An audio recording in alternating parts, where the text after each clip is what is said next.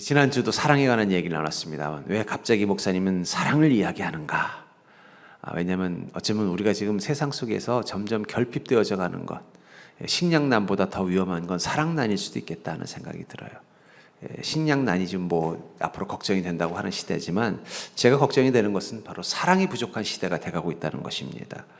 그래서 저는 이 사랑에 대해서 한번 좀 묵상해 볼 시간이 필요하겠다. 특별히 우리 성도들이 주님 안에서 사랑을 경험한다는 게 어떤 것인지, 여기 보는 본문에 이 사랑은 자랑하지 아니하며라는 말은, 이 자랑이라는 단어가 나오는데, 이 자랑이라는 말은 페루마이라는 말을 씁니다. 이 말은 자기를 드러낸다. 그러니까 쉽게 말하면 자기를 드러내는 걸 좋아한다는 건 자기의 주체성이 분명한 사람이고, 또 자아가 강한 사람들이 보통 자랑을 잘하죠. 그러니까 자아가 강한 사람들을 보면요, 자랑을 참 잘해요. 자기 자랑이라고 본인은 생각 안 하는 것 같아요. 제가 전에 섬기던 교회 보면은 아주 똑똑하고 정말 학벌도 좋고 머리도 좋고 정말 잘생기고 흠잡을 데 없는 그런 어떤 조건을 가진 분들을 만날 때가 있어요. 근데 그분들하고 얘기하면 제일 힘든 게 뭐냐면 자랑을 너무 많이 해요. 근데 처음엔 저분은 예수 믿으면 좀 겸손하지 왜 이렇게 자랑을 많이 하나 했는데, 가만히 보니까 그분은 그거를 자랑이라고 생각하지 않고 자기를 그냥 있는 것 그대로 보여준다고 생각을 하는 것 같아요. 근데 이제 반대로 그런 게 없는 저에게는 어떻게 느껴져요? 자랑하고 있네, 이런 생각이 자꾸 들려고 하는 거예요. 그래서 근데 조심해야지, 내가 성도인데 그런 마음 가지면 되나 하면서 회개했던 적도 있습니다만, 그러면서 가만히 왜 자랑이 많을까? 자기의 주체성이 분명한 사람들은 자기를 말하고 싶어집니다. 그럼 당연히 그것이 듣는 사람에게는 오해될 수 있는 것 중에 하나가 뭐예요? 자랑이라는 거예요. 나 어제 뭐 했어? 그래서 나 어제 그냥 좀 큰맘 먹고 이번에 이번에 기말고사 본다 그래서 어제 그냥 수학 참고서 1과부터 20과까지 그냥 한 번에 끝냈어. 그러면은 본인은 자기는 그렇게 어제를 보냈다고 생각하는 걸 이야기했지만, 정작 이 수학 시험 공부를 하나도 못한 친구 말을 못해. 그래, 너 잘났다. 나는 1과 하나 가지고도 일주일이 걸리는데 너는 하루 만에 20과를 다 끝냈냐? 잘났다. 이렇게 된다는 거예요. 그러니까 자랑을 잘하는 사람들은요, 자기 주체성이 분명한 사람이에요. 그걸 무조건 나쁘다고만 할 필요는 없어요. 왜냐하면 내가 그 사람보다 잘난 게 많으면 그 사람이 하는 말이 자랑으로 들리는 게 아니라 자기에 대한 주체성이 강하구나라고 들릴 텐데, 문제는 내가 그 사람보다 못한 부분이 있기 때문에 어떻게 될까? 기분 나쁘게 들리는 거예요. 그런 의미에서 사랑은 자랑하지 않고라는 단어를 주님이 쓰셨는가 생각해 볼 때, 자기 주체성을 갖지 않고 사는 것이 사랑의 특징이라면 우리가 지금 정말 제대로 된 사랑을 하기 쉬운 시대가 아니라는 거예요. 왜냐하면 현대인들은 자기 주체성이 되게 중요해요. 내가 생각하고, 내가 판단하고, 내가 행동하고, 내가 말하고, 내가 결정해야 돼. 이것이 조금이라도 좌절당하면 그걸 어떻게 생각하냐면 내가 부당한 일을 당했다고 생각하고, 내가 뭔가 인생을 잘못 살고 있다고 생각한다는 거예요.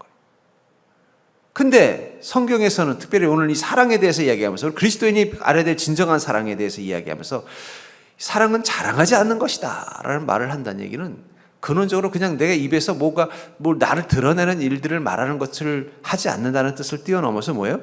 자기 주체성이 드러나는 인생은 진정한 사랑을 하기가 쉽지 않다는 거예요. 어쩌면 현대인들의 사랑이 어려운 이유 중에 하나는 바로 거기에 있습니다.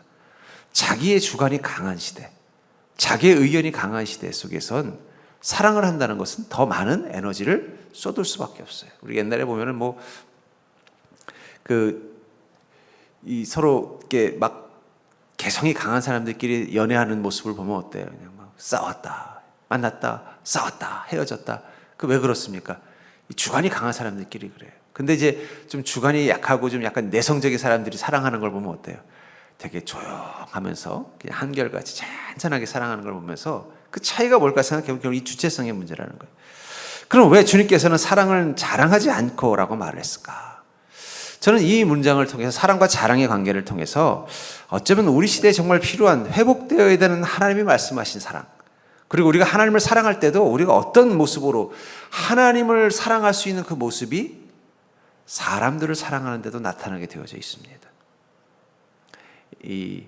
저희가 전에 아르바이트를 한 중에 뭐가 있었냐면, 이 주차장에서 아르바이트를 한 적이 있었어요. 이 주차장에 야간 경비 알바를 학생 때 했었는데, 청년 때 했었는데, 그 아파트 주차장에는 강아지 한 마리가 있었어요. 그래서 이 강아지를 내가 되게 이뻐했어. 그랬더니 이 조그만 강아지가 저를 그렇게 따르는 거예요. 따르는 것까지는 좋은데 어느 날 갑자기 이 녀석이 제 앞에다 뭘 꼭 갖고 와서 물고 와줘요. 쥐 같은 거 뭐 이런 것들. 지 딴에는 자기가 한 걸 칭찬받고 싶으니까 왜냐면 이제 저기 아마 그 사장님은 이제 앞 주차장에 쥐가 많으니까 막 쥐 잡느라 쥐 놓고 하니까 막 힘들잖아요. 근데 이 녀석이 가서 물어오면 이거 잘했다고 칭찬을 해줬나 봐요. 근데 저는 뭐 사실 월급 받는데 뭐 그런 것까지 신경 쓰겠습니까? 그냥 차 도둑만 안 당하고 차 주인이 와서 차만 잘 가져가면 문제가 없으니까 그냥 그거 지키고 있었는데 이 녀석이 저한테 잘 보이려고 그냥 수시로 쥐를 물고 오면 저는 또 그 쥐를 갖다 버려야 되잖아요. 막 짜증이 나는 거예요. 저는 짜증나는 일이 그 강아지한테는 뭐예요? 사랑이라는 거예요.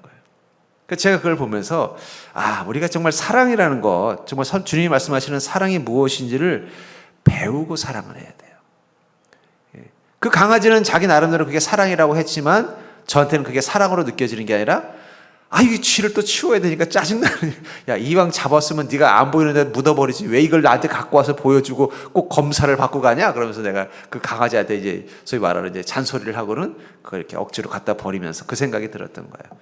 이 사랑이라는 게 하는 사람도 중요하지만 그걸 받는 사람이 그걸 사랑으로 받아들여야 비로소 제대로 된 사랑이라면 우리가 하나님이 말씀하시는 사랑, 하나님이 우리에게 하시는 그 사랑을 잘 배우면 그 사랑 가지고 또 하나님에게만 쓰지 않을 거라는 거예요.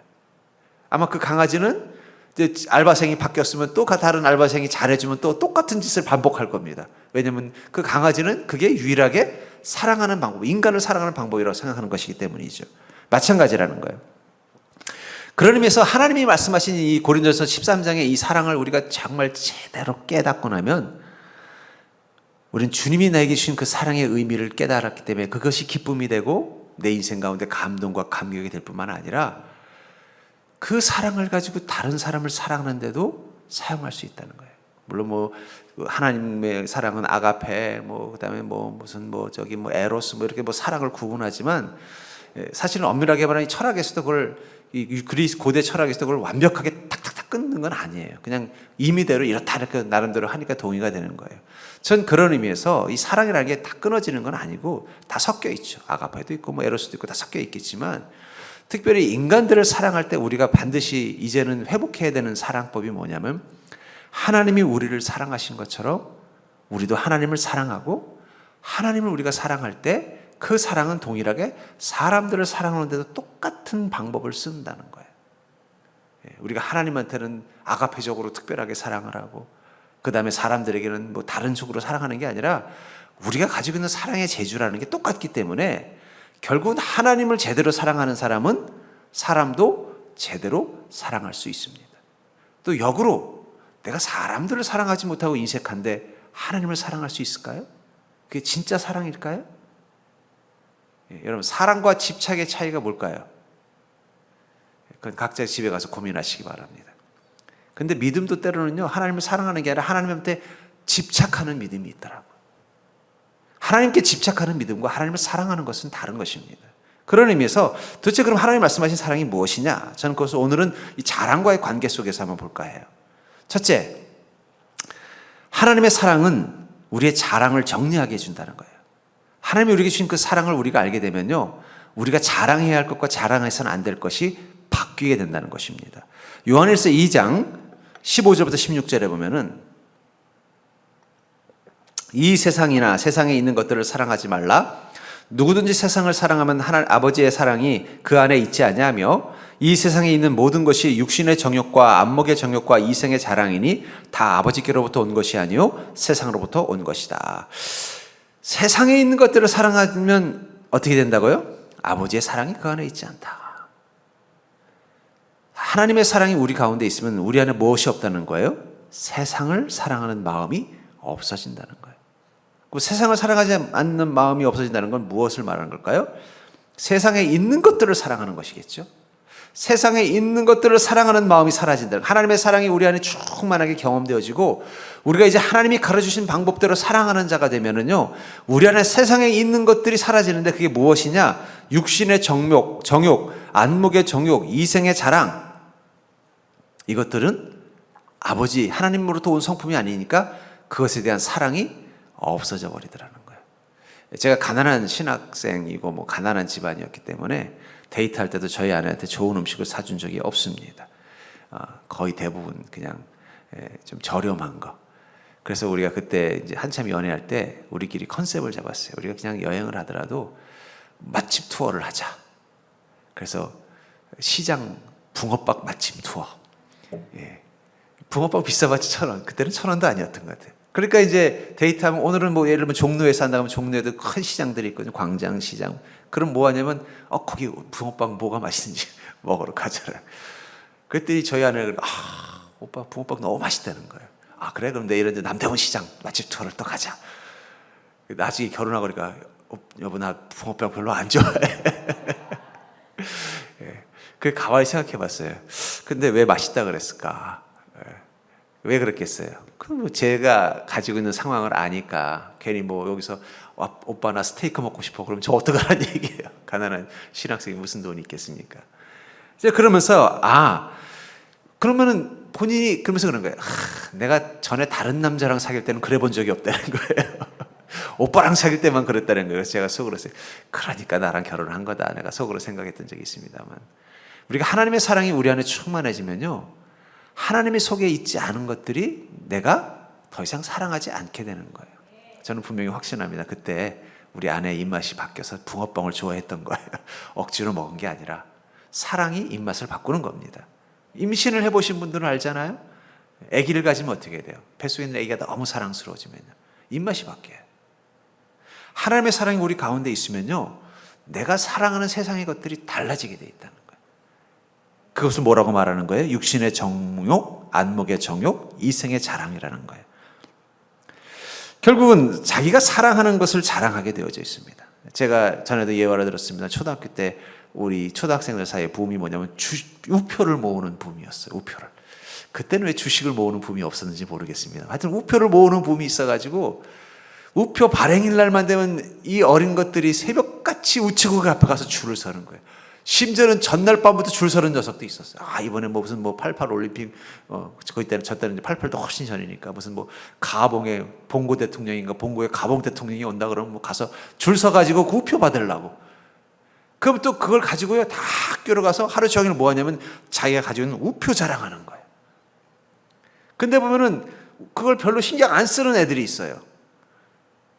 주로 여학생들이 그렇습니다. 왜 여학생들은 신경을 안 쓸까요? 우표를 안 사랑하기 때문이에요. 그럼 걔네들은 뭘 사랑하느냐? 종이 인형. 미미를 놓고 놀고 있는 거예요.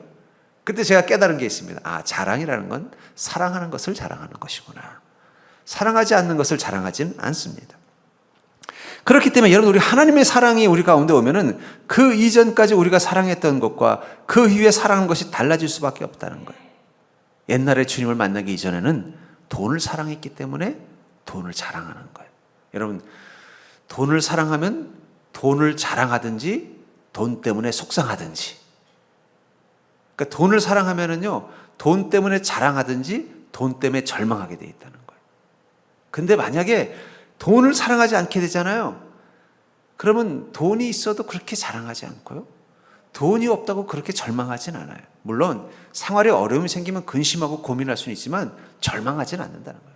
자기 인생을 원망하지. 내가 돈이 없어서 이런 인생 산다. 억울해. 유전무죄, 무전무죄. 옛날에 그런 유명한 그런 옛날에 악당이 있었잖아요. 무슨 탈주범들. 근데 역으로 생각하면 그 사람들은 돈을 사랑한 사람들이에요. 사랑했지만 자기한테는 그 사랑이 오지 않았기 때문에 그게 절망이 된 거예요. 그래서 그 눈 가지고 세상 보니까 다 뭐예요? 돈 있는 놈은 다 죄가 없고 돈 없는 놈만 더 죄가 있구나. 근데 여러분 그렇습니까? 여러분 살아보니까 다 인생이 유전무죄, 무전유죄예요? 그랬으면 저는 벌써 감옥에 한 10번도 더 갔다 갈게요. 근데 아직 안 간 거 보면 다 돈 있어야만 다 죄가 없는 건 아닌 것 같아요. 근데 왜 그렇게 보였어요? 사랑하기 때문이에요. 돈만 사랑하기 때문에. 외모를 사랑하면은요, 또 외모를 자랑하게 돼 있는 거예요. 예. 외모를 사랑하면 또 외모를 자랑하게 돼 있는 거예요. 그래서 그걸 어떻게 해요? 저도 사춘기 때 보면은 매일 아침마다 거울 보면서 그냥 뽀드락지는 이렇게 보면요. 학교에 가면 제일 걱정되는 게 애들이 나 보자면 야, 너 얼굴에 뭐 났네? 그러면 그게 듣기 싫으니까 늘 신경 쓰면서 가는 거예요. 갔다가 야, 너 오늘 되게 얼굴 멋있어 보인다. 그러면 괜히 기분이 좋아지는 거예요. 사랑이 자랑을 만드는 거예요. 자녀를 너무 사랑해도 자녀를 자랑하고 싶거나 혹은 절망하게 되겠죠. 그러나 하나님의 사랑이 내 안에 들어와서 하나님의 것이 아닌 세상에 있는 것들이 더 이상 사랑하지 않게 되어져 버리면요, 그것들이 있던 없던 절망하지도 자랑하지도 않아요. 돈이 있으면 돈이 있네? 이거 가지고 뭐 할까? 그래, 우리 가족들하고 같이 즐거운 시간 보내야지. 그래, 뭐 이번에 필요한 거 있는데 이거 사야지. 우리 주님께 감사 예물 드려야지. 우리 아무개 집사님 요즘 뭐 좋은 일 있다는데 내가 가서 축하 한번 해줘야지. 쓸 생각만 하지 자랑할 생각 안 해요. 자랑할 생각하는 거하고 쓸 생각은 달라요. 돈도 자랑하려고 쓰는 사람이 있고 쓰려고 자랑하는 사람이 있습니다. 자랑하려고 쓰는 사람은 뭐야? 내가 이번에 말이야, 주식이 당첨이 돼가지고 말이야 1억을 벌었어. 내가 한 통 낼게. 그리고는 어디로 가냐면 짜장면집 가요. 돈 자랑하고 싶어서 밥은 사지만 돈이 아까운 그 사람은 짜장면 살 겁니다. 반대로 쓰고 싶어서 자랑하는 사람은 어떻게 해요? 와봐, 내가 오늘 저기 쿠쿠 데려갈게. 왜? 내가 이번에 갑자기 생각지 못했는데 복권을 샀는데 5,000원짜리가 당첨됐네. 이게 행운이 아니겠어? 5,000원이면 쿠쿠 밥값도 안 되잖아요. 그러니까 우리 집사님 밥 사주고 나면 다음번에 1등 될 것 같아서 그래. 자랑하고 싶은 게 아니라 쓰고 싶어서 자랑할 거예요. 여러분, 절대 돈은 쓰려고 자랑해야지 자랑하려고 쓰면 안 된다. 우리 그런 마음 가져요. 그러니까는 우리가 주님을 사랑하게 되면 자랑의 대상이 바뀌게 된다는 거예요. 외모, 또 세상적인 것들이 뭐가 있을까요? 뭐 학생들이면 성적, 혹은 뭐 남자들이면은 뭐 자동차, 뭐 이런 것들.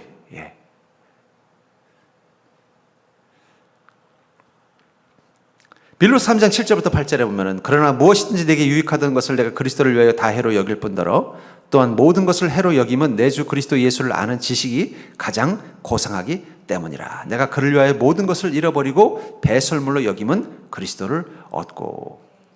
우리 아내는 늘 제가 이 연애할 때 모습 보면 너무 초라한 옷만 입고 있어서 참 얼마나 가난하고 이게 궁상맞은가 걱정했지만 사실은 제가 그래서 그런 게 아니에요. 저도 열심히 아끼고 모으면 그래도 폼나는 옷 한 벌 정도는 살 수 있었어요. 근데 그게 그럴 이유를 못 느낀 거예요. 제가 얼마나 억울한지 모르겠습니다. 한번 변호를 하고 싶었어요. 제가 그렇게 센스가 떨어지는 사람은 아닙니다. 다만 그게 꼭 그렇게 중요한가라는 느낌이에요. 전 지금도 그래요. 지금도 어떨 때는 이 목회자들도 그냥 사제복을 입었으면 편할 텐데 그럼 그거는 그냥 봄, 여름, 가을, 겨울 이 둘게 가지고 그냥 해서 한 번씩만 입으면 되잖아. 맨날 이거 입을 때마다 저희 아내한테 뭐 넥타이는 오늘 뭐 매야 되는 거야 물어보고 이걸 얼마나 귀찮은지 모르겠어요. 왜냐면 그게 그렇게 뭐 자랑하고 싶지 않은 거예요. 또 저는 이렇게 나이 먹는 것도 되게 막 뭐라고 할까요? 좀 뭐라고 표현해야 될까요? 그냥 너무 좋아요. 얼굴은 좀 예전만 못하지만 그래도 옛날에는 그래도 가끔씩 보면 이거 잘생기셨어요 라는 소리도 나왔는데 요즘은 한 번도 그런 소리를 들어본 적이 없어요. 난 우리 성도님들이라도 한번 해줄 줄 알았더니 요즘은 성도님들도 안 해주더라고요. 제가 아주 들은 최고의 제 외모에 대한 칭찬 중에 하나가 뭐냐면 전에 섬기던 교회 부임해서 갔는데 나중에 어떤 권사님하고 이제 같이 이제 부서를 같이 하게 됐어요. 그랬더니 그 권사님이 한 몇 년 전에 목사님 제가 처음 목사님 왔을 때 얼마나 걱정을 많이 했는지 모른대. 그래서 목사님으로서 기도 많이 했대. 그래서 왜 그래? 너무 잘생긴 분이 와서 혹시 여성도들하고 사고 칠까 봐 자기가 날마다 그때는 저랑 그 권사님은 전혀 알지도 못하던 사이였어요. 근데 나중에 몇 년 지나서 이제 같이 그 에베네셀이라는 부서를 같이 하면서 이제 총무를 사서 이제 하는데 그때 그 얘기를 너무 재밌어서 근데 그 말이 너무 기분이 좋더라고요. 내가 그랬나 그랬는데 우리 성도님들 중에 그런 걱정하시는 분이 한 분도 없는 것 같아요. 그만큼 이제 저도 이제 얼굴이 이제 맛이 간 거죠. 근데 저는 그게 전혀 옛날이요가 안 들어요. 저는 그게 옛날 이 노래 별로 안 좋아합니다. 뭐 옛날로 뭐 돌아가서 뭐 어쩌라는 거예요. 전 지금도 좋아요. 주름이 늘어가는 것도 좋고 나이 먹어가는 것도 좋고 뭐 그런 것 때문에 그렇게 뭐 괴로워하지 않는 이유는 뭐냐면 제가 그렇게 사랑하지 않고 그렇게 되면 굳이 자랑해야 될 이유가 없는 것이기 때문이라는 거예요. 아까도 말한 것처럼 우표를 사랑하면 우표를 자랑하는 거예요. 미미 종이 인형을 사랑하면 미미 종이 인형을 자랑하는 겁니다. 그래서 같은 반에서 우표 좋아하는 사랑하는 놈들은 우표 자랑하고 다니고 종이 인형 좋아하는 아이들은 종이 인형 자랑하면서 다니는 거예요. 하지만 그것도 계속 지속되지도 않아요. 그 뒤에 그 우표 내가 그거 모으려고 그냥 때로는 친구들한테 그냥 막 애걸복걸하고 밥도 사 먹기 위해서 모은 걸 구석에 어디 굴러다니더니 어느 날 부모님 집에 갔더니 이거 없어져 버렸더라고요. 그 가만히 보니까 그 중에 쓸만한 우표도 있었던 것 같아요. 차라리 그거 갖다가 우표 그거 하는 데다 좀 팔 걸. 왜 그걸 또 보물이라고 놔뒀다가 결국 다 잃어버린 거예요. 시간 지나면 그것도 아무것도 아닌 게 되는 거예요. 그 결국은 하나님의 사랑은요, 우리가 무엇을 자랑하며 살아야 되는지를 결정짓게 해주는 힘이 된다는 거예요. 특별히 그 기준이 뭐라는 거예요? 하나님 안에 없는 것들을 자랑하지 않게 된다는 거예요. 하나님 안에 없는 것들을 사랑하지 않게 된다는 거예요. 사랑하지 않기 때문에 자랑할 필요도 없고 절망할 필요도 없다는 거예요. 하나님 안에 없는 건데 내가 뭐 그것 때문에 그래. 또 반대로 하나님의 안에 있는 것들을 사랑하게 되는 것입니다. 하나님 안에 있는 것이 무엇입니까? 그것은 하나님의 성품입니다. 하나님께서 원하시는 삶, 예수 그리스도를 통해서 우리에게 보여준 인생, 우리는 그것을 사랑하는 거예요. 그렇게 사는 사람들은 자랑스러운 것이죠.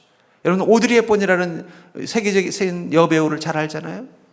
우리는 그녀를 아름다운 미인으로 기억하고 있지만, 그러나 우리 아래 세대들은, 윗세대가 아래 나이가 젊은 세대들은 그렇게 기억하는 게 아니라 자선 사업을 위해서 많은 헌신을 한 그런 어떤 배우로서 기억하고 있다는 거예요. 그 오드리 헵번은 자신의 아름다움을 사랑한 것이 아니라 다른 사람들을 선행하고 선한 일을 한 것을 더 스스로도 자랑스러워하고 그것에 자기 인생을 가치를 두었기 때문에 배우로서의 삶에는, 나중에 인생의 중년기 이후에 배우로서 TV에 나온 이유는 다 거기서 나오는 수익금으로 그 유니세프를 돕는 데 쓰기 위해서였대요. 그러니까 자기의 배우로서의 명성과 명예와 그 존경을 유지하기 위해서가 아니라 그 목적으로만 배우 활동을 했다라는 이야기를 들으면서, 아, 그녀의 자랑의 기준이 바뀌었구나.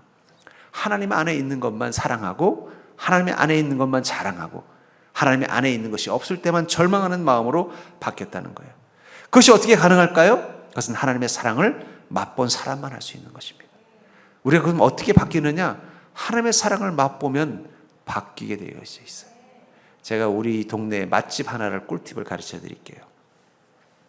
근데 저만 그런 것 같아서 좀 모르겠지만, 제가 서울에서 이제 냉면을 참 좋아했습니다. 그래서 또 이 냉면을 또 이렇게 우리 많이 서울에 있는 유명한 냉면집들을 이렇게 또 투어하면서 이렇게 다니면서 냉면을 먹었는데, 그 중에 이제 비빔냉면이 오장동 냉면이라고 아주 유명한 냉면거리가 있습니다. 을지로에.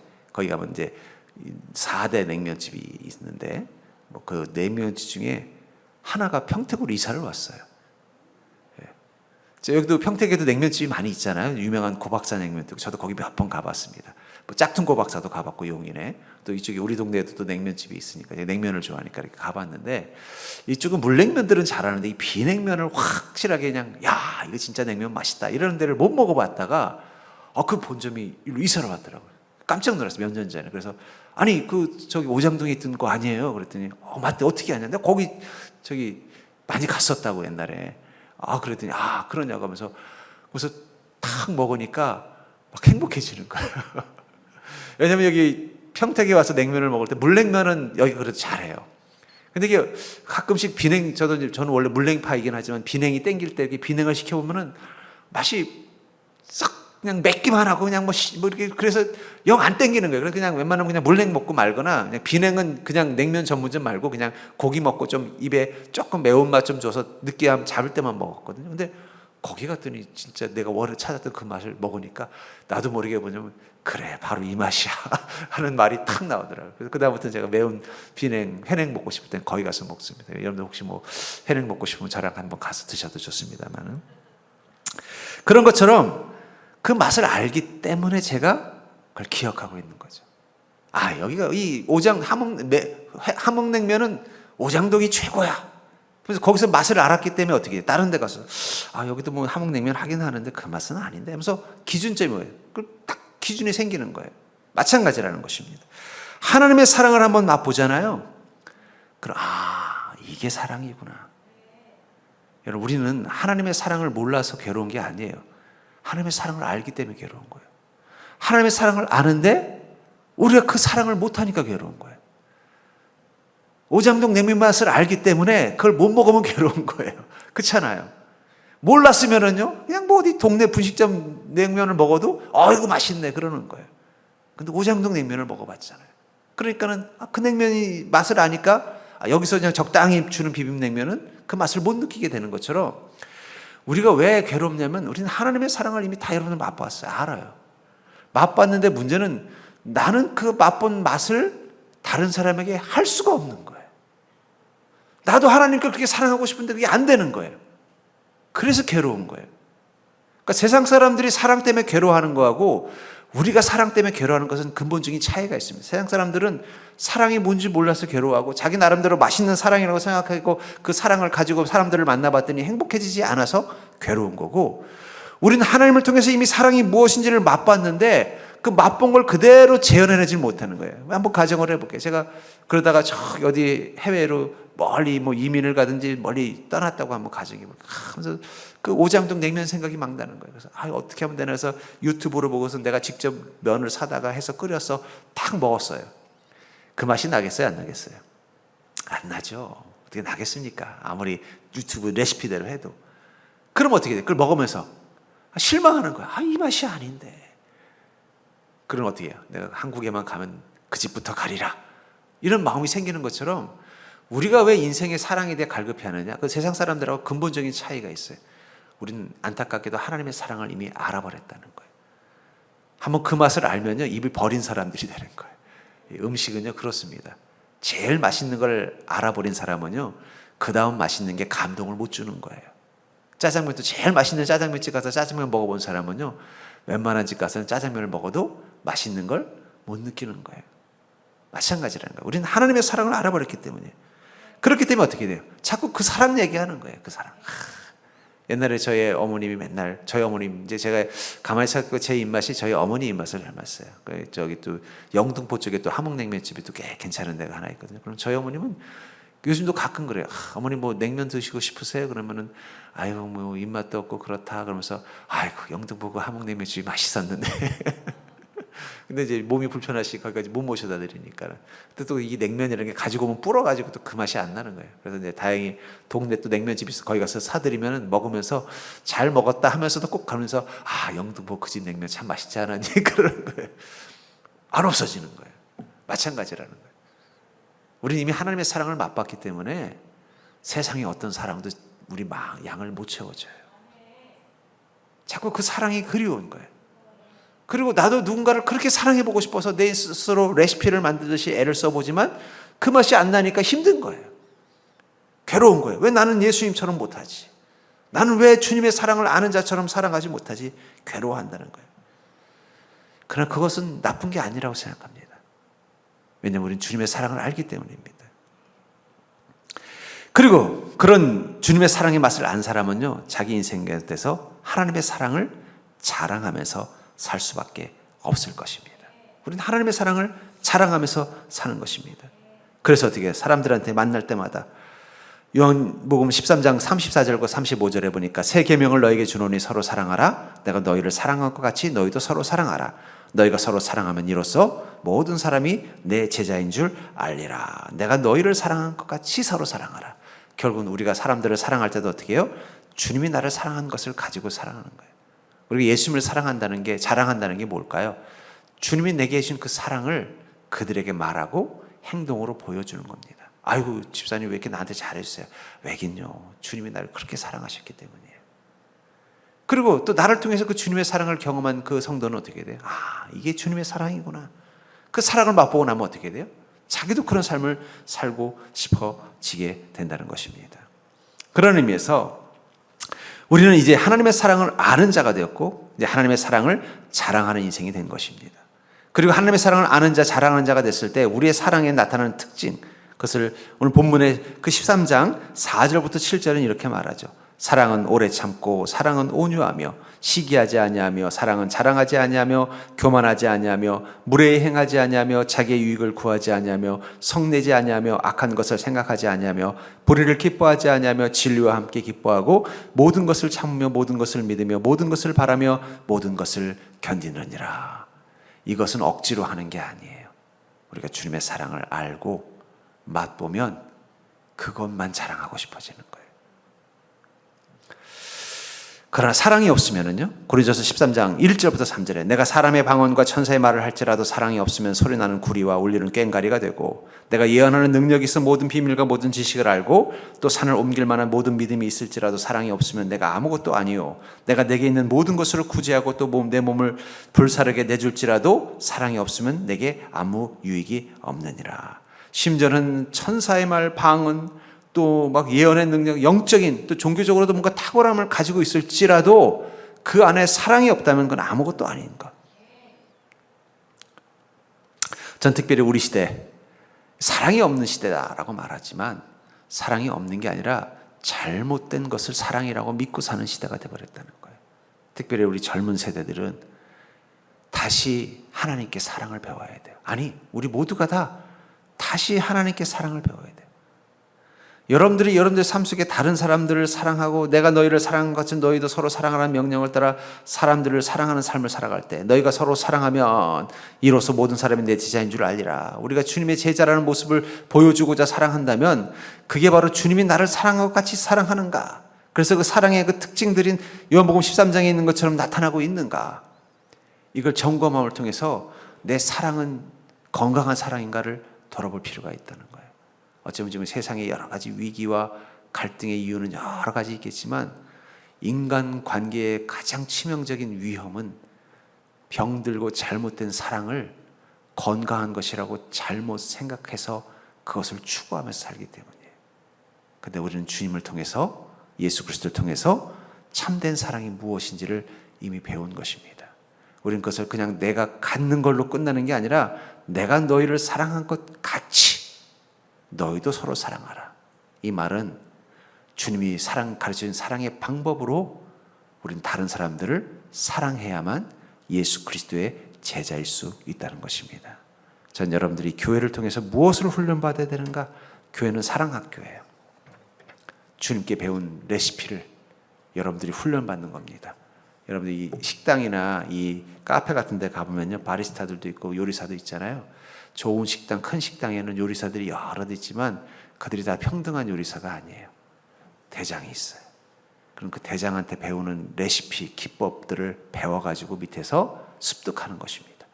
그래서 어느 정도 이제 마스터가 되면 그 사람이 나가서 또 창업을 하기도 하고 분점을 만들기도 하고 아니면 그 주방에 또 리더가 되기도 하고 하는 것처럼 우리는 어쩌면 이곳에서 사랑 조리법을 배우기 위해서 온 사람들이라는 거예요.